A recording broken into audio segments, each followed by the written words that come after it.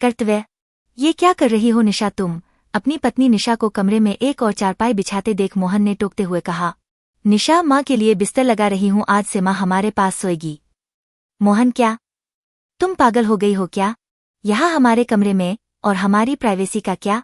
और जब अलग से कमरा है उनके लिए तो इसकी क्या जरूरत? निशा, जरूरत है मोहन। जब से बाबूजी का निधन हुआ है तब से माँ का स्वास्थ्य ठीक नहीं रहता, तुमने तो स्वयं देखा है। पहले बाबूजी थे तो अलग कमरे में दोनों को एक दूसरे का सहारा था, मगर अब मोहन बाबूजी के बाद माँ बहुत अकेली हो गई है। दिन में तो मैं, आराध्या और आप उनका ख्याल रखने की भरपूर कोशिश करते हैं ताकि उनका मन लगा रहे, वो अकेलापन महसूस ना करे, मगर रात को अलग कमरे में अकेले नहीं, वो अब से यही सोएगी।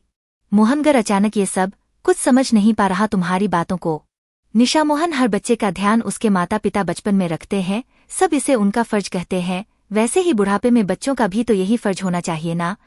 और मुझे याद है, मेरा तो दादी से गहरा लगाव था, मगर दादी को मम्मी पापा ने अलग कमरा दिया हुआ था और उस रात दादी सोई तो सुबह उठी ही नहीं। डॉक्टर कहते थे कि आधी रात उन्हें अटैक आया था, जाने कितनी घबराहट परेशानी हुई होगी, और शायद हम में से कोई वहां उनके पास होता तो शायद दादी कुछ और वक्त हमारे साथ। मोहन, जो दादी के साथ हुआ वो मैं माँ के साथ होते हुए नहीं देखना चाहती, और फिर बच्चे वहीं सीखते हैं जो वो बड़ों को करते देखते हैं। मैं नहीं चाहती कल आराध्या भी अपने ससुराल में अपने सास ससुर को अकेला छोड़ दे, उनकी सेवा न करें। आखिर यही तो संस्कारों के वो बीज है जो कि आने वाले वक्त में घनी छाया देने वाले वृक्ष बनेंगे।